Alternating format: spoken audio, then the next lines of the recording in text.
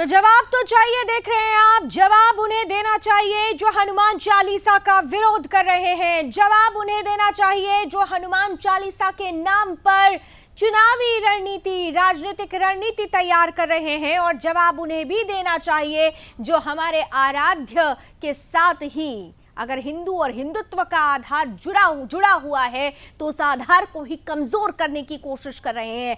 दरअसल ये सवाल इसलिए खड़े हो रहे हैं क्योंकि मातोश्री के बाहर जब सांसद नवनीत राणा हनुमान चालीसा का पठन करने की इच्छा रखती थी तो शिव सैनिकों ने इसका विरोध किया, कहा कि भावनाएं आहत हुई हैं और इसी एवज में अब नवनीत राणा को गिरफ्तार करा दिया गया है। इस वक्त की सबसे बड़ी और अहम खबर के साथ आज जवाब तो चाहिए की शुरुआत करते हैं। महाराष्ट्र की राजनीति में चुका है उबाल, पुलिस की गिरफ्त में सांसद नवनीत राणा। आपको बता दें कि थोड़ी देर पहले ही नवनीत राणा के घर पर खार पुलिस स्टेशन खार पुलिस पहुंचती है, पुलिस स्टेशन उन्हें लाया जाता है और अब धारा 153 के तहत मामला दर्ज जो हुआ था उसमें नवनीत राणा की गिरफ्तारी कर ली गई है। नवनीत के साथ उनके पति विधायक रवि राणा को भी गिरफ्तार किया गया है। कल अब उनकी कोर्ट में पेशी होने वाली है, लेकिन सवाल यह है कि नवनीत राणा जो हनुमान चालीसा का पठन करना चाहती थी मातोश्री के बाहर, आखिर उन्होंने ऐसा कौन सा अपराध कर दिया जिसकी वजह से शिव सैनिकों को आक्रोशित होना पड़ा। शिव सैनिक कह रहे हैं कि वो आहत हुए हैं, उनकी भावनाएं आहत हुई हैं और उनके खिलाफ FIR लॉन्च की जाती है। धारा 153 के तहत ये मामला दर्ज होता है और अब नवनीत राणा को गिरफ्तार कर लिया गया है। कोर्ट में कल पेशी होनी है। इन सब के बीच आइए जल्दी से जरा अपडेट्स ले लेते हैं। राजेश सिंधे हमारे साथ जुड़ चुके हैं ज्यादा जानकारी के साथ। राजेश, महाराष्ट्र की राजनीति उबाल पर है और उस उबाल का आधार है वो हनुमान चालीसा जिसके पठन के एवज में ही नवनीत राणा को गिरफ्तार कर लिया गया। जल्दी से अपडेट दे दीजिए। लावली, सबसे पहले तो मैं ये जवाब तो चाहिए, उसमें एक सवाल मैं यहाँ पर महाराष्ट्र की जनता का सबसे पहले तुरंत रख दूं कि यही महाराष्ट्र की राजनीति में जहाँ पर नवाब मलिक जो कि आतंकी दाऊद इब्राहिम के मनी लॉन्ड्रिंग मामले में जेल में बंद है, बावजूद उसके वो मंत्री पद के ऊपर विराजमान है, मंत्री पद का मुकुट सर पे लेके चल रहा है। और वही दूसरी ओर नवनीत राणा जो कि हनुमान चालीसा का पाठ करने की मांग करती है तो उसे एक आरोपी की तरह गिरफ्तार किया जाता है। तो ये महाराष्ट्र की राजनीति में पहली बार हो रहा है लावनी ऐसा। अभी की जो फिलहाल की जो अपडेट है दादा, नवनीत राणा को उनके घर से उठा के खार पुलिस स्टेशन ले जाया गया है। उनके ऊपर 153A के तहत मामला दर्ज हुआ है, उनकी गिरफ्तारी हुई है। कल उन्हें कोर्ट में पेश किया जाएगा। तो वही दूसरी ओर जो ताजा अपडेट लाऊंगी आपको बता दूं कि नवनीत राणा की ओर से भी मांग की है कि उनके द्वारा जो संजय राउत और मुख्यमंत्री उद्धव ठाकरे और साथ ही मंत्री अनिल परब, इन तीनों के खिलाफ जो है मामला दर्ज करने की मांग का एक पत्र उन्होंने पुलिस को दिया है। उसमें यह आरोप किया गया है नवनीत राणा की तरफ से कि उनकी जान को खतरा और षड्यंत्र रचा गया था इन तीनों के द्वारा और उन्हें 20 फुट जमीन में गाड़ने की बात भी जो है उन्होंने खुलेआम की थी। तो एक तरह से धमकाया गया है नवनीत राणा को, ऐसा उन्होंने दावा करते हुए पत्र जो है वो आधिकारिक रूप से पुलिस को दिया है। अब देखना होगा कि मुंबई पुलिस, यह वही पुलिस है जिसने नवनीत राणा को गिरफ्तार किया हनुमान चालीसा पाठ करने के मांग को लेकर। तो क्या वही जल्दी से राजेश जरा ये बता दीजिए, क्योंकि ये कहा जा रहा है नवनीत राणा ने बीजेपी से मदद की गुहार की उम्मीद की है, बीजेपी की तरफ से रिएक्शन जल्दी से। बिल्कुल, बीजेपी ने भी इस पूरी घटना के ऊपर कड़ी निंदा की है, कड़ा आक्रोश जताया कि मुंबई पुलिस और ठाकरे सरकार जो है अपने पुलिस का गृह विभाग का गलत इस्तेमाल कर रही है। ये महाराष्ट्र की परंपरा नहीं है, संस्कृति नहीं है। इस तरह से महाराष्ट्र की पुलिस का गैर दुरुपयोग करना ये काफी, इसकी कड़ी निंदा भी विपक्ष ने किया। विपक्ष हमलावर हुआ है कि महाराष्ट्र में हनुमान चालीसा का ही विरोध क्यों किया जा रहा है। बिल्कुल, महाराष्ट्र में हनुमान चालीसा का ही विरोध क्यों किया जा रहा है। Rajesh, thank you so much, आपने तमाम अपडेट्स हमें दी। और इन सब के बीच हमारे साथ इस वक्त मैं स्क्रीन पर देख सकती हूँ हमारे साथ एनसीपी प्रवक्ता बृजमोहन श्रीवास्तव जी जुड़ चुके हैं। बृजमोहन जी, आपका बहुत बहुत स्वागत है। एक छोटा सा ब्रेक मुझे लेना पड़ेगा, ब्रेक के बाद लौटेंगे, तुरंत आपके पास आते हैं क्योंकि ये मसला केवल राजनीति से जुड़ा नहीं है, ये मसला हमारे देश के आराध्य से जुड़ा हुआ है, हमारी अपनी सनातन से जुड़ा हुआ है। एक छोटा सा ब्रेक, जल्द हाजिर होते हैं।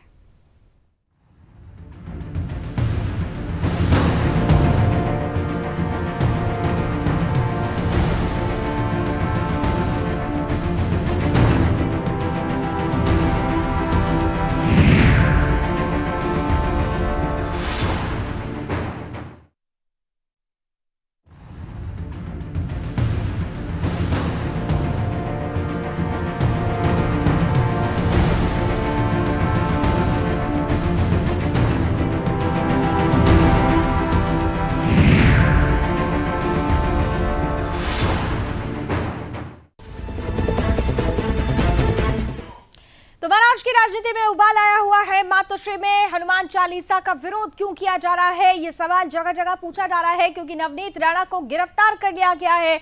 ये तमाम परिस्थितियां महाराष्ट्र की राजनीति को किस दिशा की तरफ लेकर जा रही हैं, जल्दी से शुरुआत करते हैं आज की चर्चा की। हमारे साथ ब्रिजमोहन जी जुड़े हुए हैं और साथ ही साथ हमारे साथ इस वक्त जुड़ चुके हैं भारतीय जनता पार्टी का पक्ष रखने के लिए रानी द्विवेदी निघोट जी, भारतीय जनता पार्टी की प्रवक्ता हैं। बहुत बहुत स्वागत रानी आपका भी। मैं शुरुआत ब्रिजमोहन जी आपके साथ करना चाहती हूँ। एक लोक प्रतिनिधि को सिर्फ इसलिए गिरफ्तार कर लिया गया क्योंकि वो हनुमान चालीसा का पठन करना चाहती थी। क्या यही है अब महाराष्ट्र में कि हनुमान चालीसा का पठन करने के लिए अगर कोई आह्वान करेगा तो उसे सलाखों के पीछे भेजा जाएगा? देखिए, जिस धारा में उनको गिरफ्तार किया है वो 153A है। वो ये कहती है जब कोई व्यक्ति जानबूझकर विद्वेष की भावना फैलाना चाहता है या लोक शक्ति को भंग करना चाहता है, उसके खिलाफ ये कार्रवाई होती है। नॉन अवेलेबल है, कोर्ट में उनको पेश किया जाएगा। वहां जो पुलिस के पास जानकारी है वो वहां पे पेश करेंगे। यदि कोर्ट ठीक समझेगी तो उनको जमानत दे देगी, नहीं तो उनको जेल भेज देगी। लेकिन मैं इससे अलग हटके एक बात कहना चाहता हूं कि मेरी आस्था किसी भी धर्म के प्रति हो सकती है और मैं उसका पाठन करना चाहता हूं या मैं उसकी पूजा करना चाहता हूं, तो मैं क्या जबरदस्ती किसी के घर में जाकर पूजा करूंगा? यहां पर आदरणीय नवनीत राणा जी ने यह कहा कि मैं महाराष्ट्र के मुख्यमंत्री आदरणीय उद्धव ठाकरे के निवास पर मातोश्री में जाकर इसका पाठ करूं। भाई, अगर आपको हनुमान जी पे इतनी श्रद्धा है, जो हर एक की होनी चाहिए, जो उनको मानता है उसकी होगी निश्चित रूप से, वो यदि पूजा करना चाहता है, हनुमान चालीसा का पाठ करना चाहता है, आप अपने घर पे करिए, हनुमान जी के मंदिर में करिए। अगर आप किसी के घर पे जबरदस्ती जाकर कोई पूजा अर्चना करना चाहते हैं तो ये तो ठीक नहीं है ना। ब्रिजमोहन जी, फिर तो मेरा सवाल आपसे, ठीक है, आप बिल्कुल सही कह रहे हैं और मैं आपसे 100% सहमत भी हूं। तो फिर मेरे अगले सवाल का जवाब पूरी सच्चाई के साथ दीजिएगा। आपने कहा ना कि किसी को अधिकार नहीं है कि वो दूसरे को किसी तरीके की परेशानी पहुंचाए। तो फिर जो सड़क होती है, जो शुक्रवार को जम जाती है, जब नमाज पढ़ने के लिए जहां जाम लग जाता है, आजान, तो फिर जो नमाज पढ़ी जाती है तो नमाज तो घर में जाकर पढ़नी चाहिए, मस्जिद बनी हुई है मस्जिद में जाकर पढ़नी चाहिए। उस वक्त क्यों नहीं ये विरोध होता है? आज हनुमान चालीसा के नाम पर यह विरोध क्यों हो रहा है? नहीं, ये हनुमान चालीसा के नाम पे विरोध नहीं हो रहा है। मैं आपको फिर स्पष्ट कर दूं, ये इस बात पे आज सहमति व्यक्त की गई है कि आप बगैर किसी की अनुमति, बगैर घर मालिक की अनुमति के आप किसी के घर पर जाकर सड़क पर नमाज पढ़ने की अनुमति ली गई है क्या? देखिए, मैं आपसे फिर कह दूं कि इस मामले में मुंबई हाई कोर्ट के फैसले आ चुके थे और ये सारी घटनाएं आज से 15-20 साल पुरानी है। आज कहीं भी इस प्रकार का पूरे हिंदुस्तान में कहीं भी सड़क पे इस प्रकार की कोई नमाज ना पढ़ी जा रही है। क्या बात कर रहे हैं ब्रिजमोहन जी, क्या बात कर रहे हैं? सड़क पर नमाज नहीं होती, हर शुक्रवार जाम लगता है, क्या सड़क पर नमाज नहीं पढ़ी जाती? रानी निघोट जी हमारे साथ जुड़ चुकी है।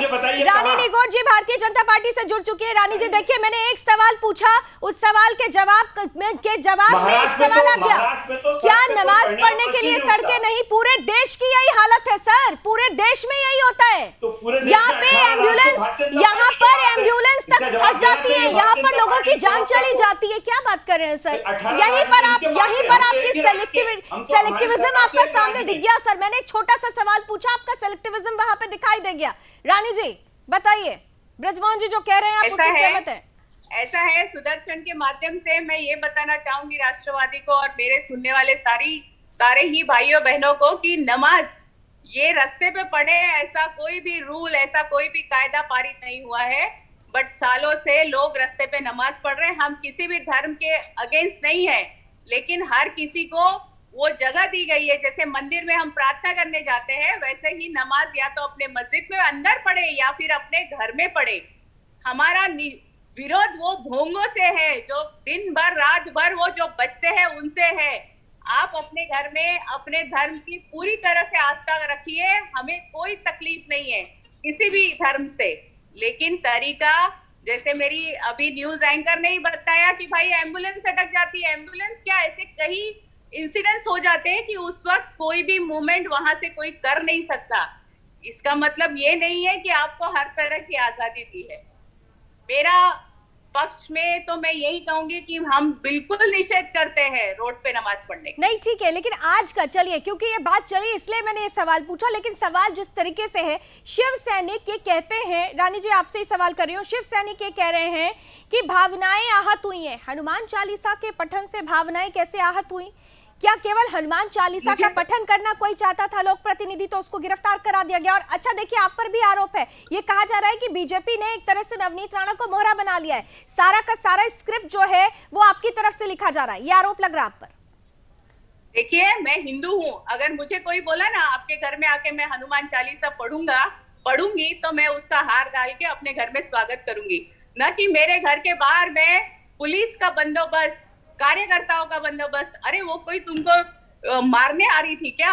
हनुमान चालीसा का पठन करने मुख्यमंत्री महाराष्ट्र के, उनके घर, जो खुद को बोलते हैं कि मैं हिंदूवादी हूँ, मैं हिंदुत्व हूँ, ऐसे हिंदुत्व वाले मुख्यमंत्री जी के घर में अगर दोनों ही जो उनके घर में जा रहे थे वो लोक प्रतिनिधि है, 25-25 लाख के लोगों का प्रतिनिधित्व करते हैं, उनका तो उन्होंने सामने से वेलकम करना चाहिए था, उनको हनुमान चालीसा पढ़ने अपने घर में बुलाना चाहिए था, स्वागत होना चाहिए था, वहां तो हनुमान चालीसा का स्वागत होना चाहिए था, स्वागत होना चाहिए था।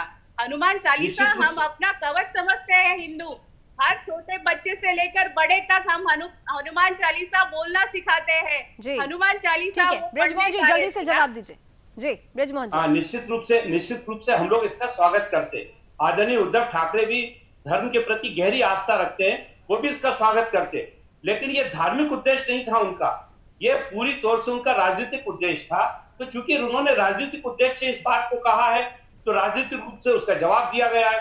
यदि वो धार्मिक मंशा से यदि इस बात को कहती तो उसका एक सभ्य तरीका ये होता कि वो आदरणीय मुख्यमंत्री जी के पत्र लिखती कि भाई साहब, मेरे मन में बड़ा हनुमान जी के प्रति एक बहुत अच्छे उद्गार पैदा हो रहे हैं और मैं भगवान हनुमान जी की प्रार्थना करना चाहती हूँ, मैं उनका वाचन करना चाहती हूँ, कृपया आप मुझे अपने यहाँ पर अनुमति दें जिससे कि मैं वहां पर अपने सादल बल के साथ आऊं और वहां में हनुमान जी का वाचन करूं। तो निश्चित रूप से आदरणीय उद्धव ठाकरे साहब उनकी व्यवस्था करते हैं, लेकिन आपका उद्देश्य राजनीतिक है तो राजनीति का जवाब तो राजनीति से दिया जाएगा ना। उनकी मंशा राजनीतिक। और मैं एक और बात बता दूं, वो पूरी तौर से भारतीय जनता पार्टी के हाथों में खेल रही है। उसका कारण भी बहुत स्पष्ट है, ये मामला महाराष्ट्र से उतना जुड़ा हुआ नहीं है, ये तो बेगानी शादी में अब्दुल्ला दीवाना हो गए राज ठाकरे साहब भी और आदरणीय नवनीत राणा जी भी। ये मामला पूरी तौर से भारतीय जनता पार्टी और आप पार्टी के बीच उलझा हुआ है, क्योंकि भारतीय जनता पार्टी को दिल्ली के अंदर आप पार्टी ने जय बजरंगबली बोल के चुनाव हराया। अब आप पार्टी पूरी कोशिश कर रही है हिमाचल प्रदेश में और गुजरात में, और साथ ही साथ दिल्ली के एमसीडी के भी चुनाव आ गए।